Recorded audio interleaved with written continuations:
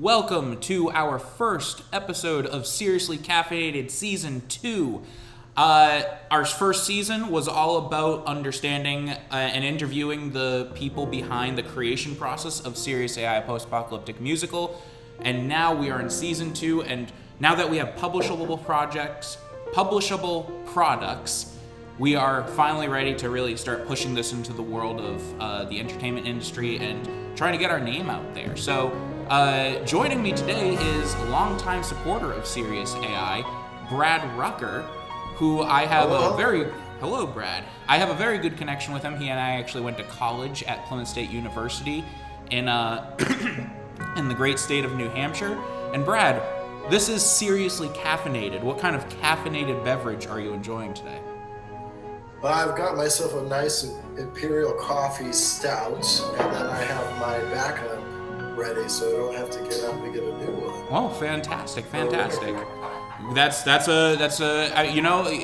We don't typically drink any alcohol, but it's still caffeinated, and there's still some coffee in there. So you know what? That is totally valid. Not that we enforce those things here, but so glad to have you on. I am drinking out of my Sirius AI cup that you can buy on our merch store. So if you're interested in looking as cool as I am, you can get this cup or this shirt. We have a lot to give away for you to support projects under Communication by Captivation.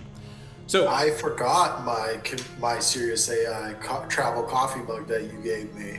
I know you have that. I know you have it somewhere, but that's okay. You can take a picture and we'll share proof of it later. So, Season 2. So this is all about talking to the people who have supported this project and really getting into the philosophy of things.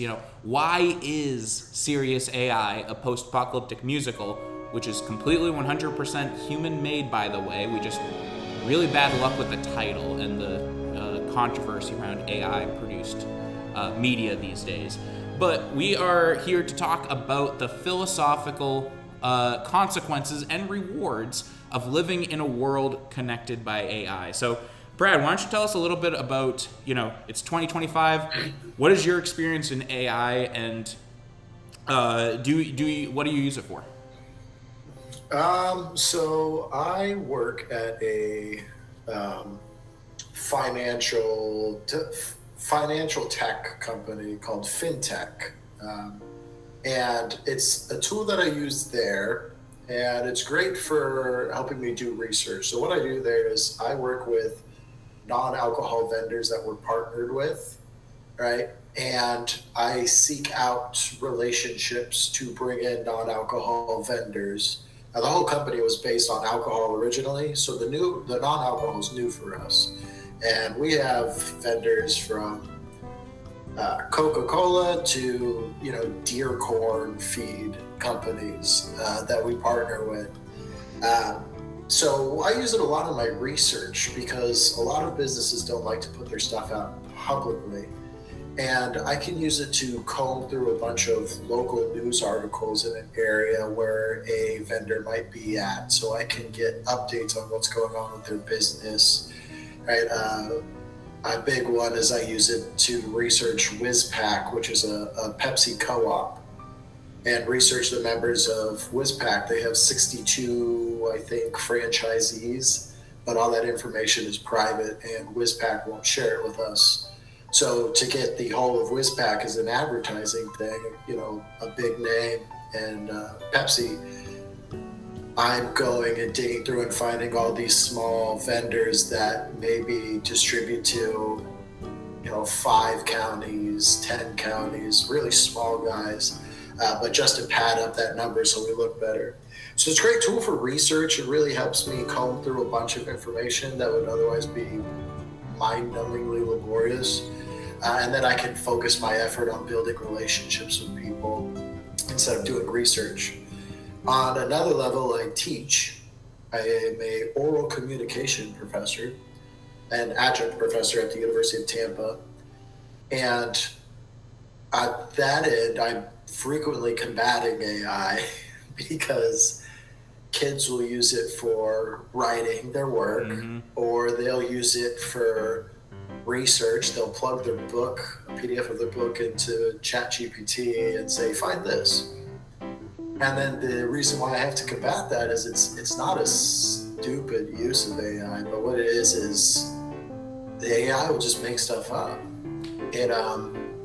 It gives you, it goes to areas that it thinks kind of fit what you are looking for, and it'll tell you that what you're looking for is there. But if you go and you look, that's not there at all. Yeah. So I know we've talked about it a few times in the past, but I'm also an English teacher, and kids will, especially in the last few years, kids know that they not only will kids submit work done by AI, but I kind of don't blame them, because adults, and I feel like most companies, are urging most of their employees to use AI, including administration in schools. And the last school I taught at, we had an app. It was called Dean's List, and it was used specifically to like mark kids down points or to give them points. And if they were marked for specific behaviors, an admin would come in and like come take them and go talk to them or something like that. But long story short is that the administration specifically told us, always have your phone out. And oh, what, you're having trouble making lesson plans? Use AI. So right there, like, you have kids of all ages being told, do not use your phone, do not use AI. Yet the people who are telling them that are using both of those things, not even like trying to hide it from them. It's like in their face, and I don't blame kids for not wanting to listen to that. Anyway, I interrupted you. So what were you saying? Well, to go on to bounce off of what you're saying, what the real key is, and I think a lot of teachers and professors want to talk about this and teach it, but they don't really know how. It's kind of hard, is responsible use of AI, right? So for example, like I said, I work for a financial company.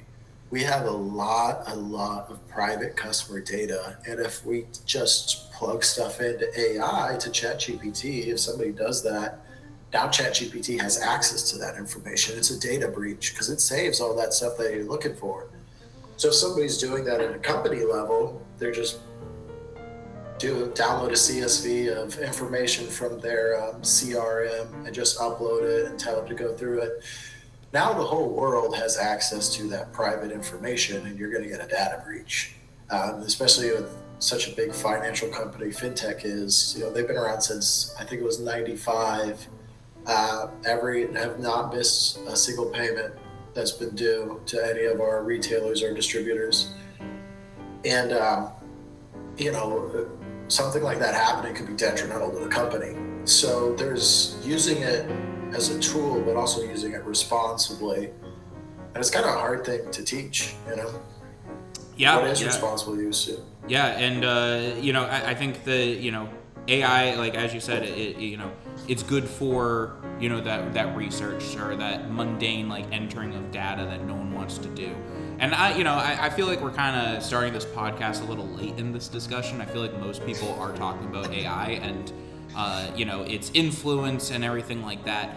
But specifically, while we talk as a society about the good and the bad of AI, one thing that I can't help but wonder is, where does humanity's role come into play? And is humanity coming to, I don't want to say an end, but at least our, I don't want to say autonomy either. I want to say, is humanity coming to the end of its mental usefulness? And we actually, Devereaux Geiger, Sam Druin, myself, MJ Soares, and Jennifer Messina, all of us are, owners and creators of Sirius AI, a post-apocalyptic musical. We went to New Hampshire State Granite Con in August of this year, and huge conversation point. It's just like the moment you walk in, any panel you go to, people are saying, no AI, AI is evil. Like, everyone here is an artist, and we're trying to make our living off of art, and creating this type of thing that traditionally only humans were capable of. Creating art is what many people argue separates us from other types of animals. However, just the absolute, the rejection of AI It's very intense there. But then you go to like corporations or businesses and they're like embracing it. So my question for you, Brad, is where do you think humanity's role is in all of this? Like, is it irresponsible for us to give the boring tasks to the AI?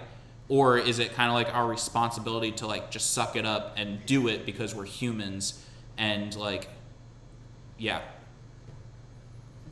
Well, so I guess let me start with, I tend to sit in the camp of thinking about AI as I don't think that it's these large language models. I don't think they're as advanced or as close to artificial, true like general intelligence as it's kind of played off. And I have a couple of friends that are software engineers. One's a software engineer for Microsoft, and he kind of reinforced that opinion I had.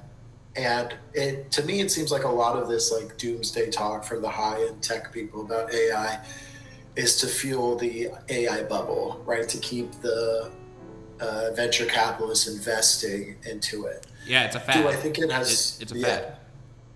Yeah, and do I think that it has the potential very quickly to become something crazy?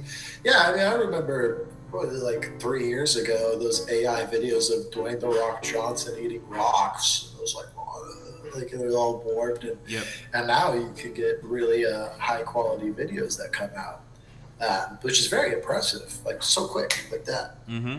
But I think that the reason why there is such an increase in intrigue for AI art, like the AI music and AI videos and stuff, some of it sounds really good. Some of the AI music sounds really good. It sounds like great stuff.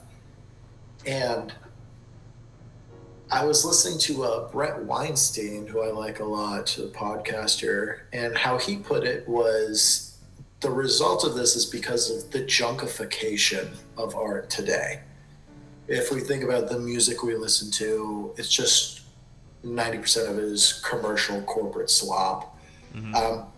There's always that place for, in the case of music, the intimate connection between the creator of the music and the person listening to the music, right? We're always aware, subconsciously at some level, that we're listening to something somebody created. And everything's just so washed down with, and big libertarian, big free market libertarian, I'm all for corporations commoditizing things, but it's just gotten so garbage. The movies, the music, right? Hip hop's gone nothing but downhill since probably I'd say 2010, 2012 personally is where I think pop music at all is the exact same. And Sabrina Carpenter sounds like boiled chicken. Yeah. I feel like I apologize because I don't remember exactly what classes we had together at Plymouth State, but I know in so many of my English classes, well, maybe not so many, but like I definitely had a conversation in one of my classes about the difference between high art and low art. And like high art is like the really expensive ballets and the rich people who are patrons of this theater like say, oh, this is high art because of its culture. And then meanwhile, you have like the chicken fights like for the less wealthy individuals to go enjoy or things like that. There's always been a distinction between high and low art. And for a long time I'm like, well, it's up to perspective. Like, that's all just someone's opinion. High art versus low art. But one of the things that I can't help but feel is that I've never really been into contemporary music. Like, I've always listened to more classical music. I love Broadway because I feel like Broadway musicals do not forget the lessons of the masters of the past. Like, they know how to write good music to convey like the characterization, whereas most of the general population goes to the pop songs, which I'm not sure if you no, you're a musician, right? Yes, yeah. Yeah. I So play like trumpet.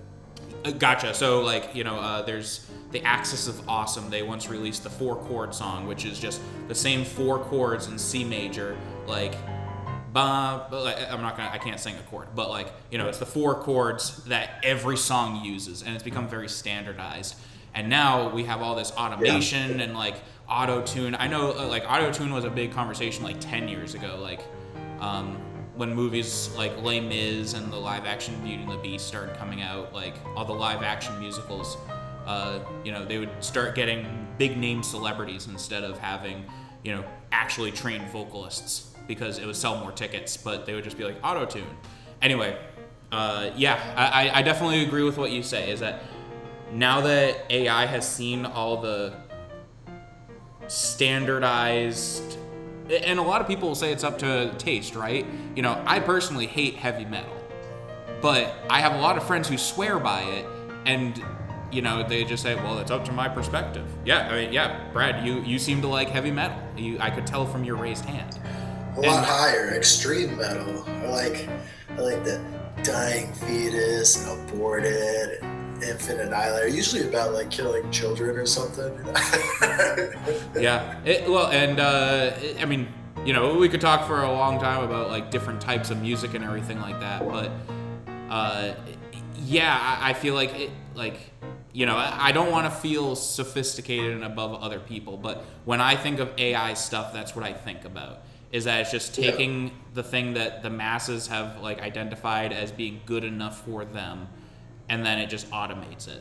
And I'm sure combine that with some, I've seen some funny AI videos, like Stephen Hawking doing like crazy stunts on a half pipe. Those are pretty funny.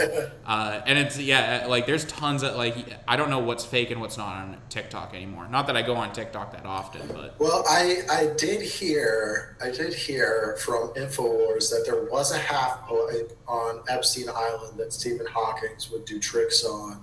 So that was probably actually real video footage. Okay, yeah. Okay. AI is becoming more prevalent, and and kind of switching this over to the topic of Sirius AI, which, as I mentioned, totally human made, and it's just really, really inconvenient that, everyone, like when we went to that Granite Con, we had some literature, and it says Sirius AI, like in big letters on it, and I would hand it to people, and the first thing that most people would want to do is rip it up. And like I had to tell them, like, no, we'll get the little, I don't have it with me right now, but like we put these little badges on it that says human made, and but there's definitely a what's the word, like a hostility towards things like that from the artist community. AI created art. I think we people really, this is why I'm not worried about AI really truly taking over like the humanities or the arts. All they're doing is just being slightly above the corporate slop that we're fed now. That's really all they're doing. And once all that stuff gets weeded out, once these big music studios realize they can have AI make music instead of paying Sabrina Carpenter to sing about allegories of her over and over again, those will fade away, and I think what will be left is the true artists that always were around and were making good art that connected with their listeners.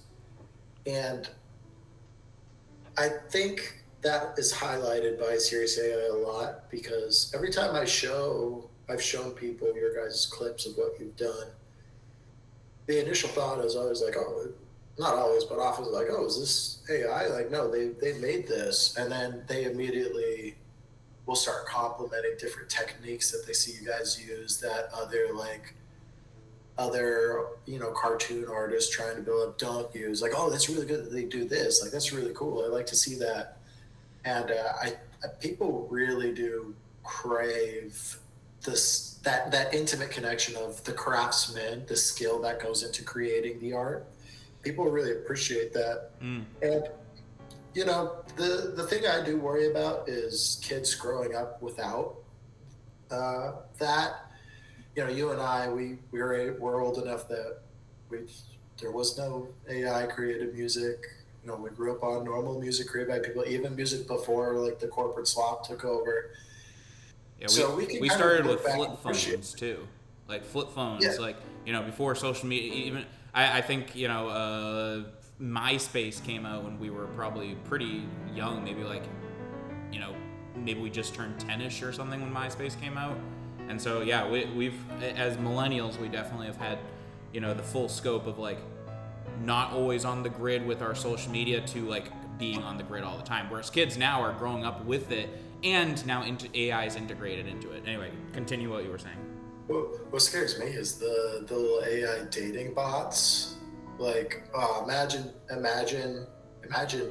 when you and I are 12, 11, 13 years old and striking out with girls left and right. Like, I was really tall and skinny and I had a ton of acne and I did not attract a lot of women, a lot of girls when I was younger.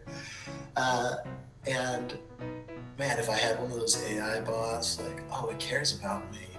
Oh, she goes into my phone and sends me text messages and checks them.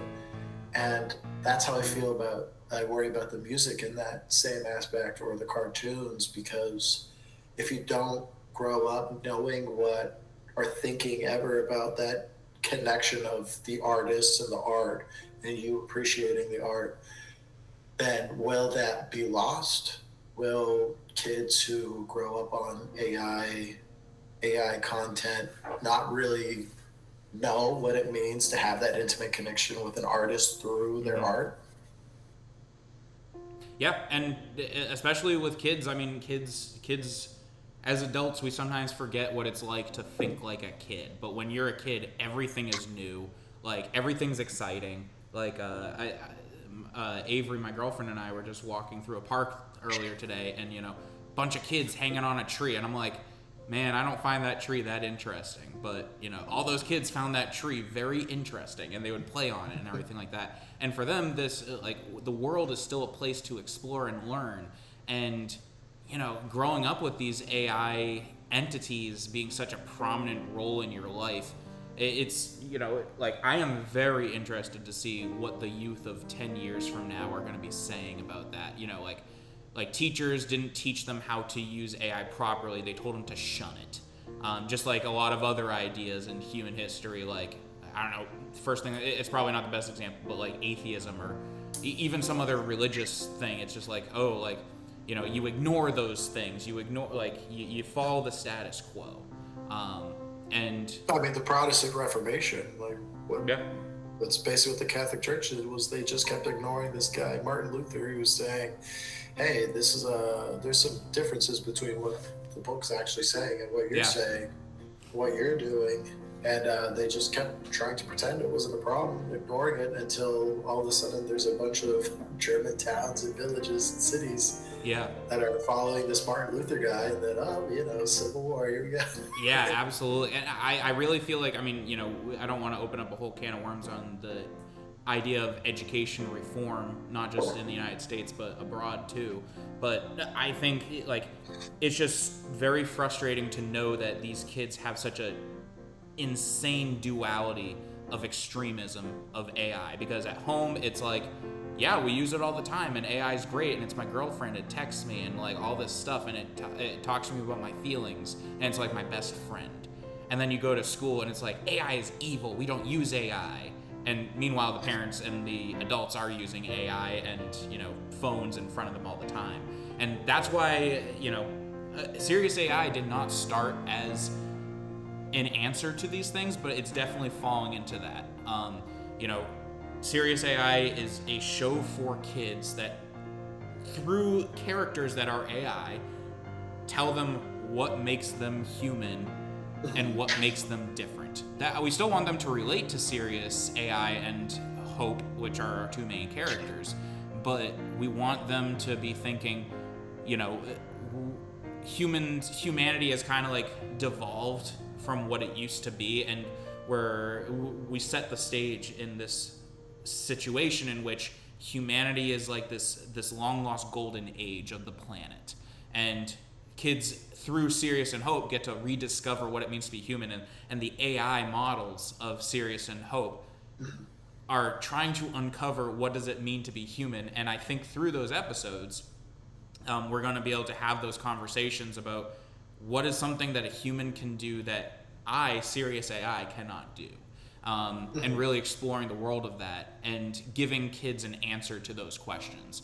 Because I haven't taught for over a year now, but I think one of the first things I'm going to be doing when I get back into teaching is start using some writing prompts that ask them to talk about what is it like to live with AI. Because we're not asking kids about those things. Yeah, I think too, like Sirius AI is in itself, I think, a good allegory for the optimistic point of view of what AI can do for us, right? Mm-hmm. The optimistic view is AI, increased capabilities of AI will give us the capability to be more human, right? Artists will use AI to make songs and then learn what people like, what people enjoy, maybe learn new tricks, new techniques to enhance their own music that they're creating. Cartoonists might think of a new trick to try for drawing scenes or something, or characters moving by seeing the way AI tries something new by trying to just mesh things together until it works. Mm-hmm. And I think that is probably a better view. I mean, I tend to be a little bit more of an optimist, hence why I'm a libertarian, because I think people are just going to improve and do what's best for people. Not always, of course.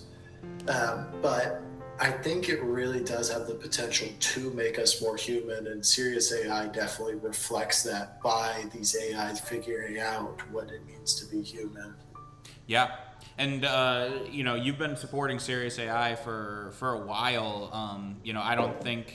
I think it was definitely after COVID you came on board. But, from the time that you first started seeing this project to where it is now, and including all the cultural things surrounding where we are now, first, what drew you in first? And, how has this conversation evolved into what it is now? Well, what drew me in first was my friend came to me and said that he had an idea, a goal, a dream, and started doing everything he could to make it happen. And what does that mean? That's you. Oh, good. Okay. I thought it was some other friend. That's you, man. Oh. I think that passion, that drive that shows us that you're human and not AI. Although you got those cyborg glasses, who knows what's going on there. They're crap. I need new glasses. I promise you, there's nothing technological about them. I don't even have the little things to sit on my thing. It's just metal. Anyway. Hey, that's raw. That's real. That's death metal right there. Oh yeah. But it's this passion, this drive that is reflected in everything that you guys created with Sirius AI so far. You brought me in because you had a dream and you did everything you could to get it to where it's at. And it's gonna be the next best thing. This is gonna be the next Adventure Time, if you will. All the kids will be talking about it for years to come, and I'll be damned if I'm the guy that my friend came to me with his idea and I said no, that's not America. America's about building people up, letting entrepreneurs thrive, getting distributors to notice this project and producers to say, yes, this deserves a full season of it. Everyone's hesitant right now because AI is becoming so prominent, and people are starting to pinch pennies because they don't know where things are going. But incentivizing a studio to pick this up for an entire first season, to have these conversations with not just kids, but their parents and their siblings and humans, to have this conversation with humans. A lot of times, people say, who is this show for? And the answer, a lot of people say that their projects are for everybody, but specifically, my answer is for humans. I mean, specifically for kids, but because it is aesthetically more appealing to kids in the style and the music and everything like that. But it is a conversation to have with humans. I just want to say, market analysis shows that cats also love Sirius AI, so I'm gonna have to. My cats watch it with me all the time. Oh, that's awesome! Yeah. Well, I'll have to do the next interview with one of your cats. Now Dick Samson. Samson, yes, I remember meeting Samson. And one of the, I don't have all the answers. I am just, I am just an English major, gone teacher, gone rogue, and tried to, make a living off of art production. However, one of the things that I think was really clever about Sirius AI is we have this big song that we've produced in our album. We haven't yet started animating it yet, but it's called Is There More? And Sirius is admiring all these paintings, and then he starts to ask the question, is there more beyond the borders of this painting? Like, what is the life of that kid that I see in that painting? And the question of, is there more, I think is probably the most human question that we could possibly come up with. AI can do a lot of things, like generating things that exist. It can draw on all the databases and all the information, but AI can't ask the question of what is beyond the borders. Maybe if you instructed it to, it could, but it might just be pulling more information from other sources. And so, I don't know if that's the end-all, be-all reason and the answer to what makes humans different, but it's definitely one of the few things that we've found that is a very human quality. Moving on, you've supported Sirius, and you talked about like where it was. Where do you want it to be? Obviously I've shared my opinion with you of where it needs to go and what I have goals for, but 10 years in the future, what do you want it to become? 10 years in the future, it just needs to be on every screen in front of everyone. That's what I think.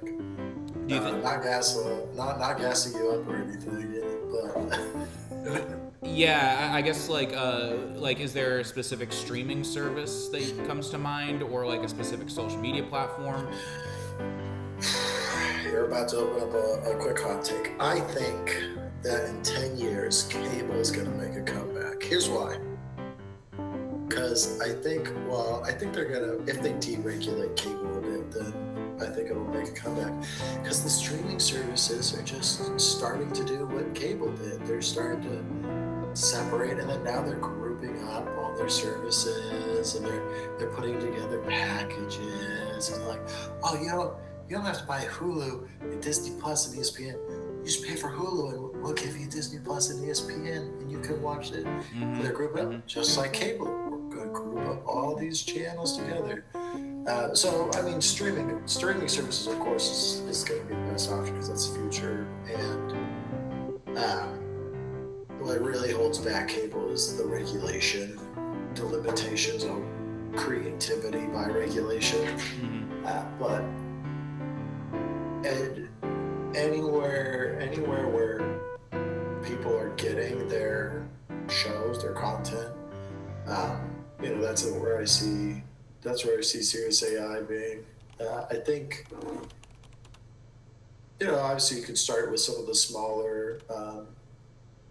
smaller streaming companies. I think there's one called Movie Flicks, something like that, and they have a lot of independent shows and films that they put on their streaming service, but definitely breaking through into things like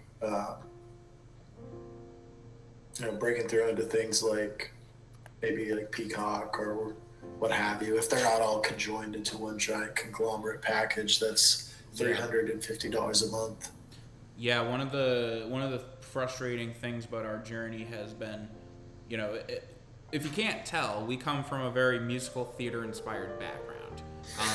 And typically, when you go to theater, you want a longer show not because that's just the way that humans used to, I mean, it was the only form of entertainment for a long time, I mean, among other things, but the longer you were at the theater, it's like more justified the ticket price.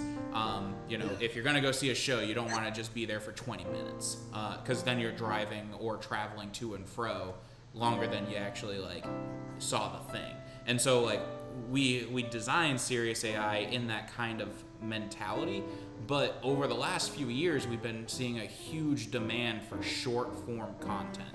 And I can't say I don't understand it, because whenever I go on YouTube, I always click the shorts, like, you know, because I don't want to like pull up a whole video and like commit to, you know, 25 minutes of Russian history. I want to like I'm currently reading into Russian history right now. But I would rather click the YouTube short that is like 15 seconds long, and it's like, why was Ivan the Terrible called Ivan the Terrible?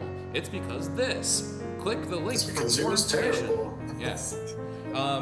And so like the short form content, everyone's been pushing us more towards that. And so like the original vision is, you know, like 30 minutes per episode, 10 episodes in season 1.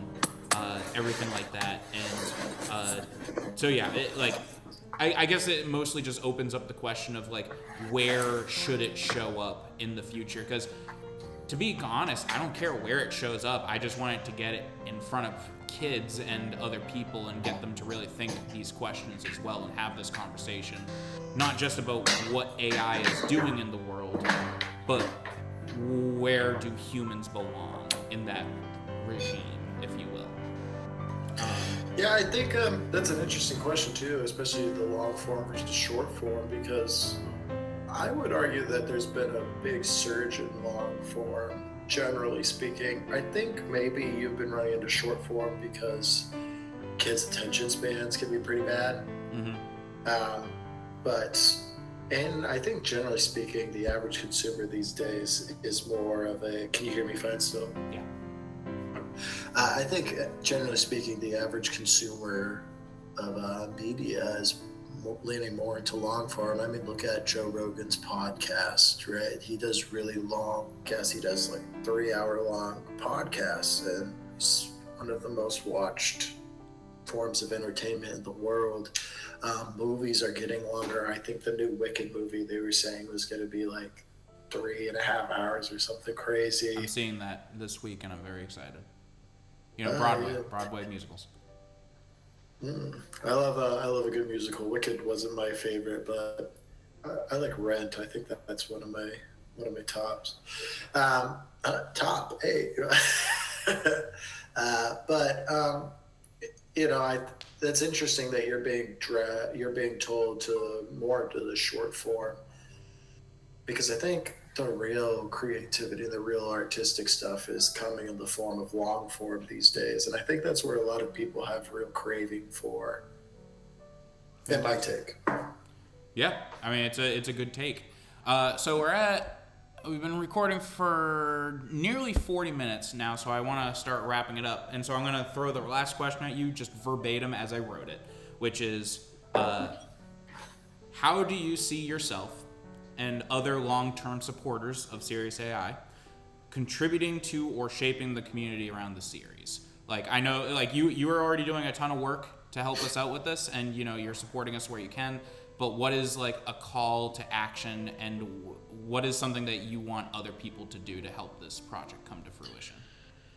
Well, the first thing is, you know, all these people at these conventions that you're going to, ripping up your AI and dismissing the show because it has the name AI in it. Prejudice. That's what it's called. Prejudice. AI prejudice. Which is actually a huge plot point in Sirius AI. Just future episodes. Clankers. Yep. Yeah. You know, it's first things first is, you know, we're so afraid of AI art. You know, we need to support the humans and reaffirm and build people up that are trying to do things the right way, to be creative as human beings and show that humanity and teach people that humanity.